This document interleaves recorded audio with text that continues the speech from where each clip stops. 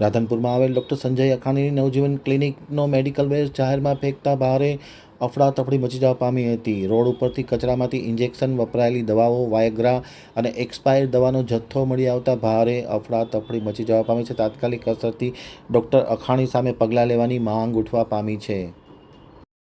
Radhanpur આમતક news બ્યુરોમાંથી Jagdish પંચાલનો એક વિસ્તૃત અહેવાલ. રાધનપુરમાં આવેલ ડૉક્ટર સંજય અખાણીની નવજીવન ક્લિનિકનો મેડિકલ વેસ્ટ જાહેરમાં ફેંકતા ભારે અફડાતફડી મચી જવા પામી હતી. અનેક પ્રકારના સવાલો ઉપસ્થિત થયા છે. રાધનપુર સાતુન રોડ નજીક કચરામાંથી ઇન્જેક્શન, વપરાયેલી દવાઓ, વાયગ્રા અને એક્સપાયર દવાઓ મળી આવતા ભારે ચકચાર વ્યાપી છે. પાલિકાની કચરો ભરવા જતી ગાડીમાં ક્લિનિકનો બાયોમેડિકલ વેસ્ટનો નિકાલ થતો હોવાના પુરાવા સામે આવે છે.